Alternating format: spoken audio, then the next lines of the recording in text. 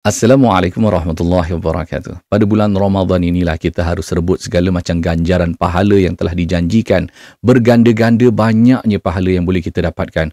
Kita lebihkan solat sunat kita yang mungkin jarang-jarang kita lakukan pada bulan-bulan yang lain. Kita lebihkan berzikir, membaca Al-Quran. Kita lebihkan pelajari ilmu agama Islam, mengikuti syarahan mungkin, kursus dan sebagainya. Kita banyak bersedekah, jangan lokek pada bulan Ramadan ini. Dan yang paling indah sekali tentunya adalah berdoa.